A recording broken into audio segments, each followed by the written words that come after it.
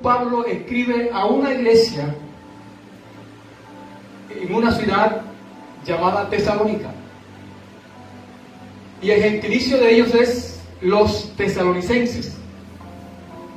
Y esta epístola a la cual él escribe para esta iglesia está hablando de algo tan importante.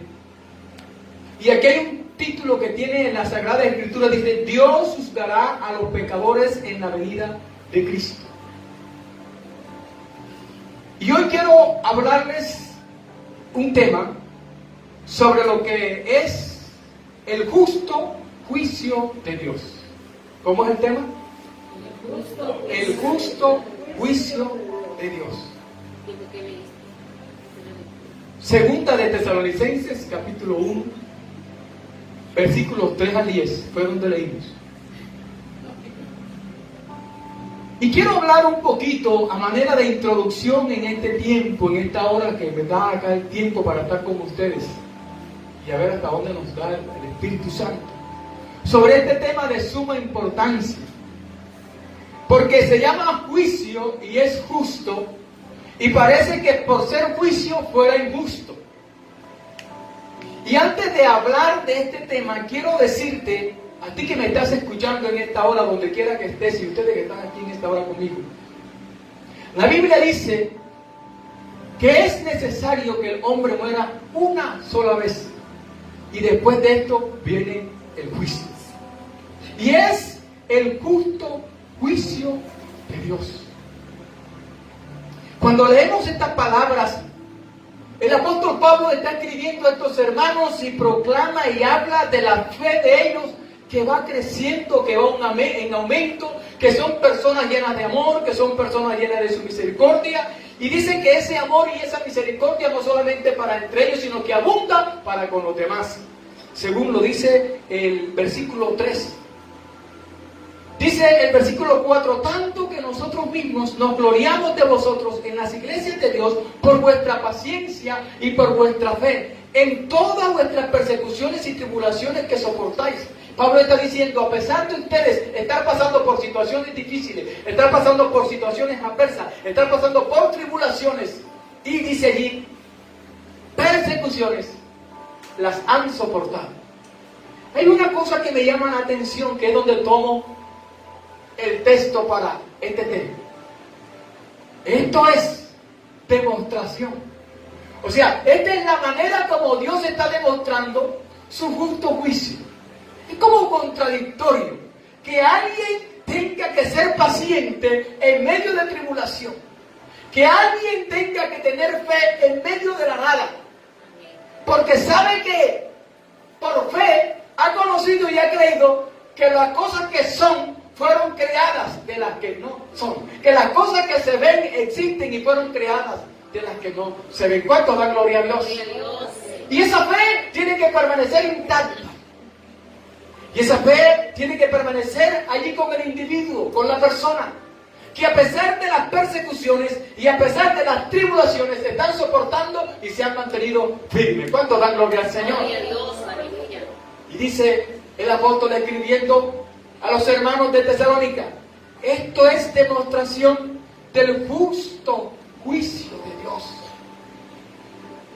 ¿Qué es demostración del justo juicio de Dios? Que a pesar de estar padeciendo necesidades y tribulaciones aquí en la tierra, hay un lugar especial preparado para lo que esperan en el Señor. Démosle un fuerte aplauso al Rey de Reyes y Señor de Señores. Hay algo preparado para ti. Hay algo especial para ti, iglesia. Y aquí lo dice el apóstol, para que seáis tenidos por dignos del reino de Dios. Y cuando está hablando de tribulación y está hablando de persecución, el hombre de Dios, aquel hombre llamado Juan,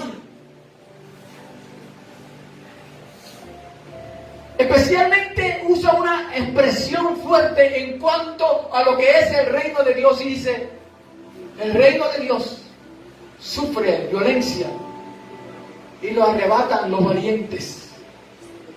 Entonces es necesario entender que mientras tú estás en situaciones adversas, en situaciones difíciles, y estás allí con paciencia y con fe, Dios te va a retribuir porque has permanecido con paciencia y con fe. ¿Cuánto dan gloria a Dios? El apóstol Juan escribe en Apocalipsis, quiero que vaya conmigo por favor, sobre esta situación. Y dice el capítulo 3 del libro de Apocalipsis, el versículo 10, hablando a la iglesia, en este caso a la iglesia de Filadelfia, hoy nos recuerda a nosotros y nos dice: por cuanto has guardado la palabra de mi paciencia, por cuanto has sido paciente, por cuanto has permanecido allí y te has guardado, dice, ¿qué dice? Yo también te guardaré de la hora de la prueba que ha de venir sobre el mundo entero, para probar a los que moran sobre la tierra. Hay esperanza. Dígale al que está a su lado, hay esperanza.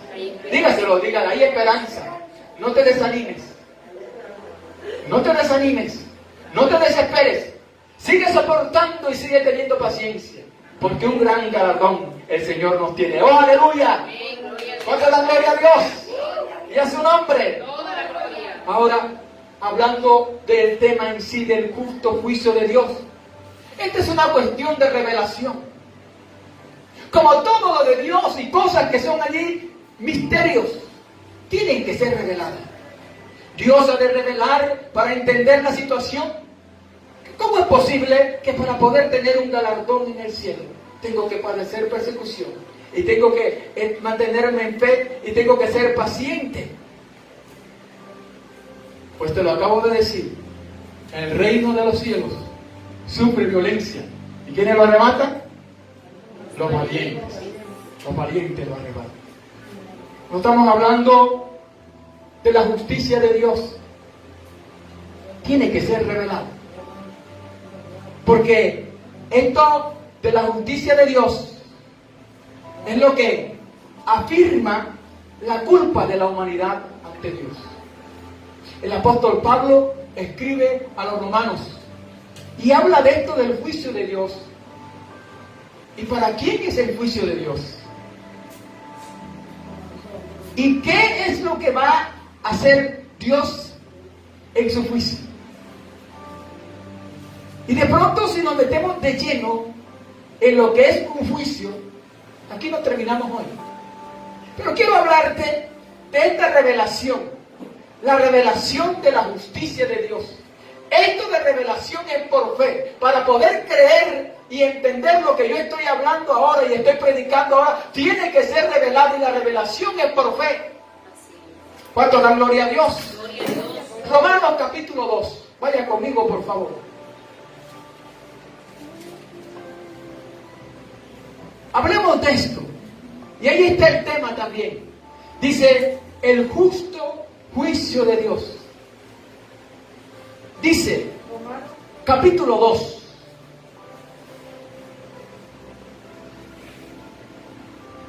En este capítulo, desde el versículo 1 hasta el versículo 16, Pablo ha mostrado clara y conscientemente que el hombre gentil, el hombre incrédulo, está perdido y está sin excusas delante de Dios. No leo la cita porque es muy largo. Capítulo 2 de Romanos, versículos 1 al 10. Voy a leer el 1 y el 2. Por lo cual eres inexcusable, oh hombre, quien quiera que seas tú, que juzgas. Pues en lo que juzgas a otro, ¿qué pasa? Te condenas a ti mismo, porque tú que juzgas haces lo mismo. Mas sabemos que el juicio de Dios contra los que practican tales cosas es según verdad. Los que practican tales cosas, ¿cuáles cosas? Si comienzo a enumerar y a nombrar las cosas que practican, a los que van a ir a condenación, si no han aceptado la revelación de Cristo y el perdón de los pecados en la cruz, esta lista es bastante larga.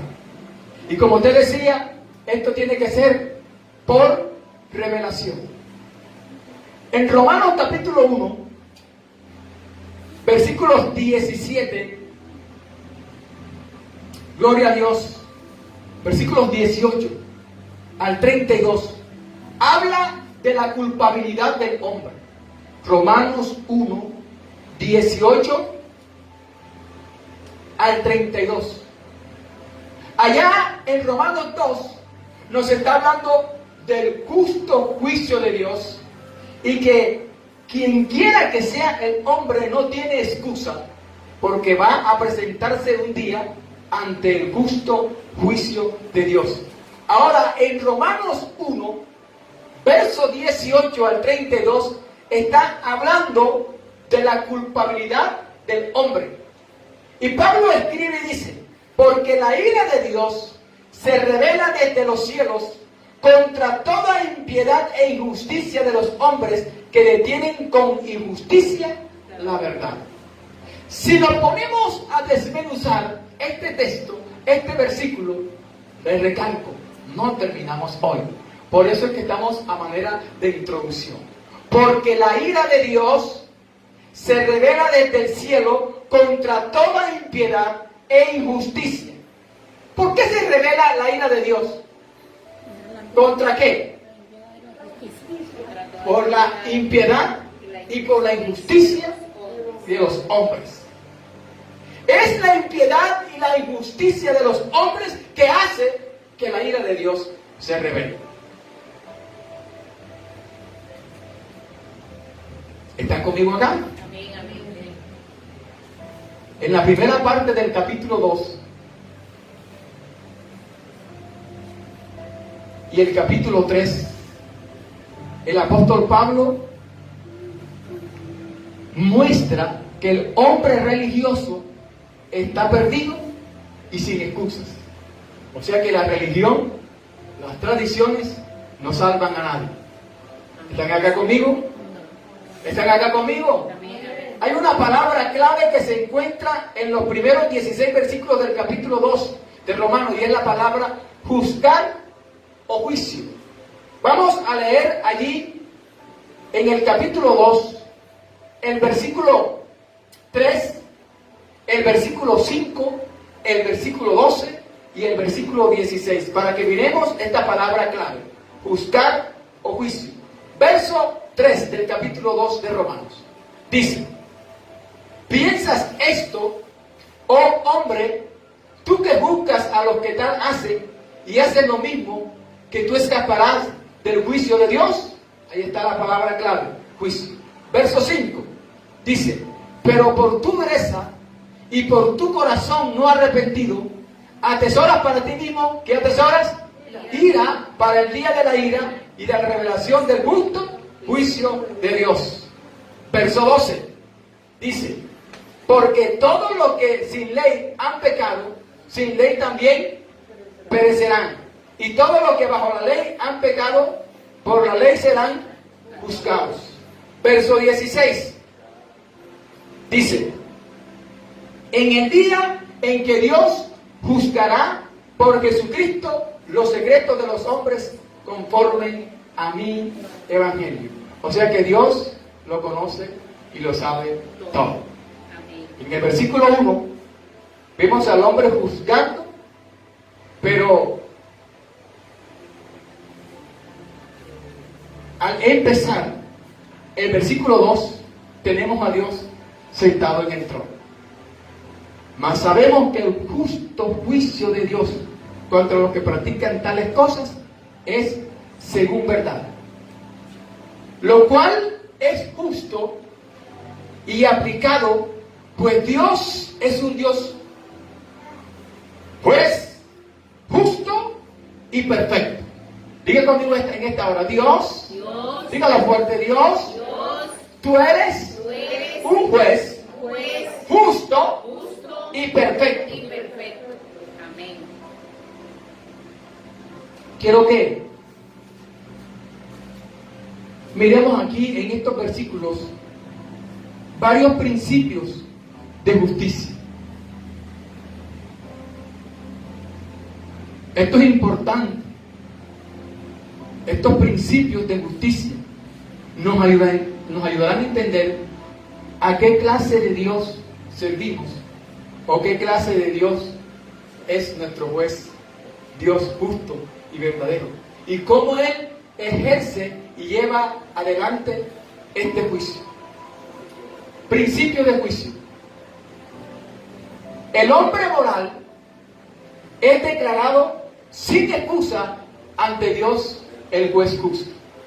Repita conmigo esto, por favor. El hombre moral es declarado sin excusa ante Dios, el juez justo. O sea, que nadie tiene excusa.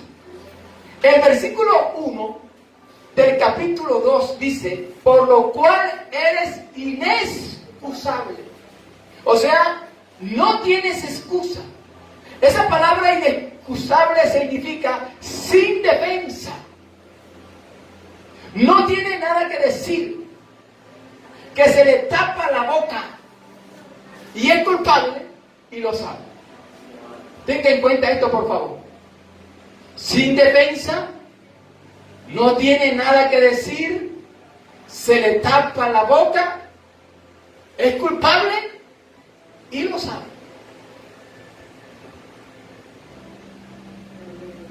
¿Está conmigo acá? El versículo 20 del capítulo 1 de Romanos dice, porque las cosas invisibles de Él, su eterno poder y deidad, se hacen claramente visibles desde la creación del mundo, siendo entendidas por medio de las cosas hechas, de modo que no tienen excusa. El hombre es inexcusable ante Dios para un día presentar defensa.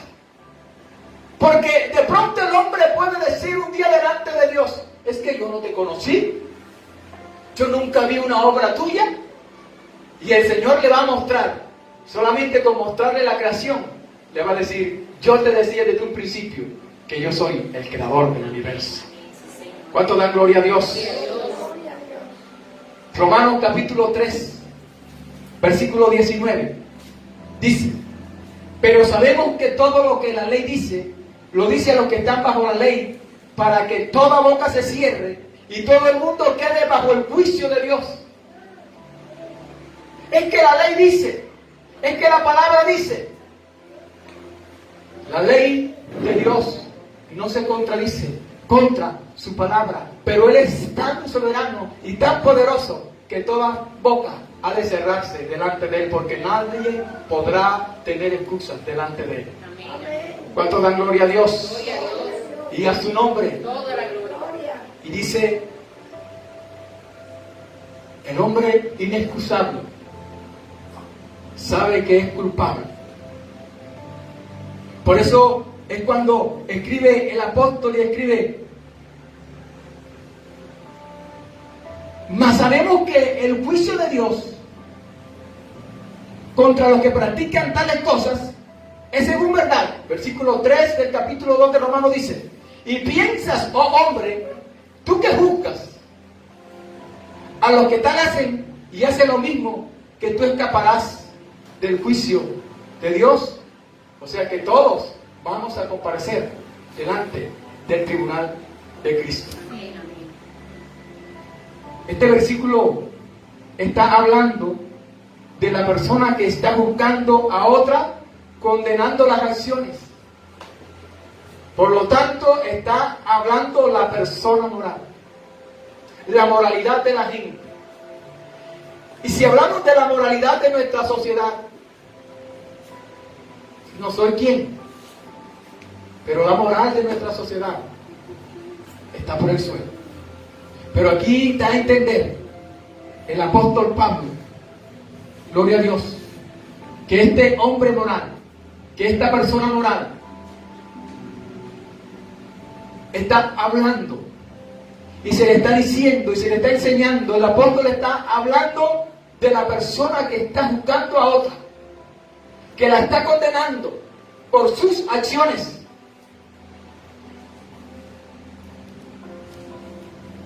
Y alguien que se puede levantar y juzgar a otro por sus acciones es porque tiene que tener una moral bien buena. Tiene que tener la autoridad. La persona moral es la persona con discernimiento, que tiene la capacidad de entender que el juicio que está haciendo es según verdad, es según la justicia de Dios, no según su manera de pensar, según su manera de actuar, sino según verdad, porque tiene la capacidad de discernir. La persona moral es la persona que emite un juicio moral sobre alguien. Tiene equidad, habla y hace las cosas con justicia. No se va para el bando de los más. No. Equidad, ubicado, hace justicia. El hombre moral y el hombre impío. Entre estos dos hay una gran diferencia. Romanos capítulo 1, versículo 32, creo que ya lo leímos. Lo vamos a leer. Quienes habiendo entendido el juicio de Dios, que los que practican tales cosas son dignos de muerte, no solo las hacen, sino que ¿qué?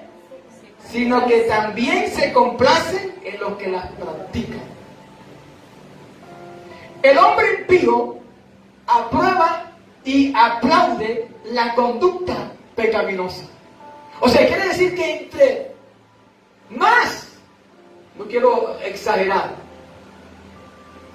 entre más mal te portes, mejor eres para la gente.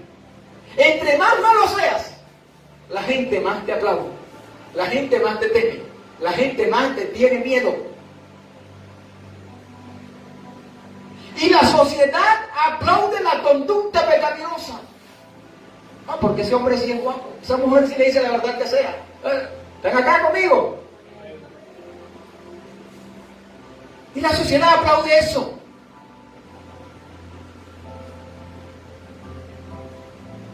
Quiero que vayan conmigo allí al capítulo 2 de Romanos. Esto sí lo queremos, quiero que lo leamos. Versículo 17.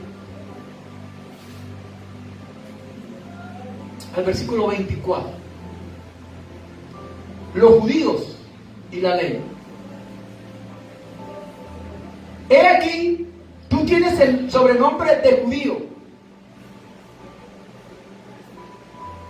y te apoyas en la ley y te glorías en Dios y conoces su voluntad e instruido por la ley apruebas lo mejor y confías en que eres guía de los ciegos, luz de los que están en tinieblas, instructor de los indoctos, maestro de niños, que tienes en la ley la forma de la ciencia y de la verdad. Tú pues que enseñas a otro, ¿no te enseñas a ti mismo? Tú que predicas que no se ha de hurtar, hurtas. Tú que dices que no se ha de adulterar, adulteras. Tú que abominas de los ídolos, cometes sacrilegio. Tú que te jactas de la ley, con infracción de la ley deshonras a Dios, porque como está escrito, el nombre de Dios es blasfemado entre los gentiles por causa de vosotros. El apóstol Pablo escribió aquí a los judíos, aquellos judíos ortodoxos, aquella gente que estaba en la línea según ellos. Y Pablo les escribe a ellos: tú, pues que enseñas a otro. Cuando se enseña a otro, lo primero que tiene que hacer el que está enseñando es aprender de lo que está enseñando o saber lo que está enseñando.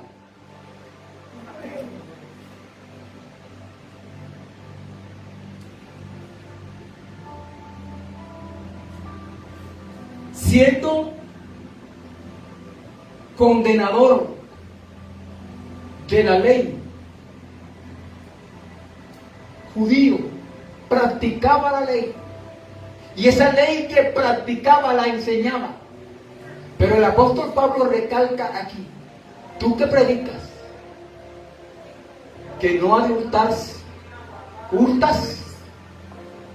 Está queriendo decir el apóstol Pablo. Cambiemos el título allí: judío y la ley. Cristiano y los mandamientos. Cristianos y los preceptos. Cristianos y los deberes cristianos. Porque a veces queremos que la otra gente cumpla los deberes, pero los estoy cumpliendo yo. ¿Está la iglesia acá?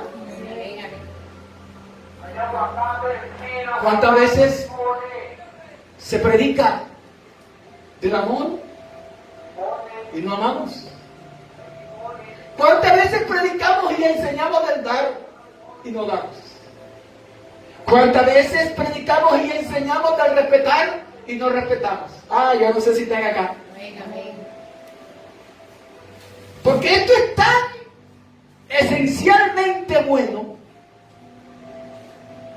que el apóstol Pablo, ahí en Romanos capítulo 2 versículo 1, el hombre moral desaprueba y juzga la conducta pecaminosa, mientras que el hombre impío la aprueba. El hombre que tiene la moral la desaprueba.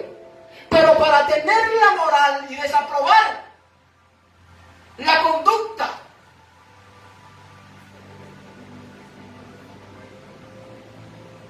pecaminosa de la gente, tengo que examinarme yo primero. Tengo que examinarme yo mismo. El moral condena a los otros por su conducta pecaminosa. Él está, en efecto, condenándose a sí mismo. Porque cuando nosotros sabemos que no tenemos la capacidad de juzgar ni de condenar, es porque sabemos que nosotros también vamos a estar ante el tribunal de Cristo. Amén, amén. Yo no sé si la iglesia está acá. Amén. Pero hay gente como que se le olvida que un día tenemos que darle cuenta a Dios. Y comenzamos a señalar, y comenzamos a juzgar, y todo el mundo para nosotros es malo, y todo el mundo para nosotros es pecador, y todo el mundo para nosotros es culpable, excepto nosotros. ¡Aleluya! Porque somos los únicos santos. Somos los que nos vestimos de tal manera, y por eso tenemos la santidad. Somos por los que hablamos de tal manera, y caminamos de tal manera, y andamos de tal manera, y tenemos la santidad. No, mijito, la santidad no tiene nada que ver con el modo de vestirte ni con el modo de caminar. La santidad tiene que ver con la comunión de Dios contigo todos los días. Él contigo y tú con Él. ¿Cuánto da gloria a Dios? Y eso es lo que te santifica, y eso es lo que te da santidad. Y eso es lo que te llena de amor para poder amar a otro. Y eso es lo que te llena de amor para no poder juzgar y señalar. Eso es lo que te llena de amor para poder emprender y entender a las demás personas. ¿Cuántos dan gloria a Dios? Aquí hay 3 principios. Ya aquí me hicieron señas que el tiempo se fue. Pero quiero darte un poquito para que quedes allí, para que la próxima no te quedes. Estos 3 principios están en el primero: silenciado y sin excusa. ¿Te acuerdas de aquel hombre llamado Judá ante su nuera? ¿Nuera es la palabra? Tamar. ¿Te acuerdas? Lanzó juicio contra ella porque la muchacha salió embarazada. ¿Y de quién era el muchacho? De él. El segundo principio es: al emitir juicio de muerte, me condeno a mí mismo. David contra Urías Eteo lo mandó a matar. Y cuando viene el profeta de parte de Dios y dice: oh David, mira lo que hizo tal hombre, hizo tal cosa y tal cosa. Digno este hombre es digno, es reo de muerte. El que hizo tal cosa con este hombre. Y el profeta le dice, la voz de Dios: ese hombre eres tú. O sea, cuando emito un juicio de muerte, me condeno a mí mismo. Ojo, cómo lanza juicio. Así es. Y el tercer principio es culpar a otro. O al culpar a otro, me doy cuenta que ese otro no es el único culpable. La mujer adúltera la trajeron ante Jesús. La encontramos en el acto mismo de adulterio. Y la trajimos. Y el rey de la muerte tiene que morir. Porque eso es lo que nos gusta a nosotros, mochar cabeza. Y entre más cabezas se mochen, mejor. Porque hay más santidad y hay más liberación. Y salimos de todo este poco gente corrupta. Tiro de gracia. Y de este poco gente pecaminosa y le damos el tiro de gracia. Y Jesús les dice a aquellos hombres: quien se sienta libre de pecado, lance, tire la primera piedra.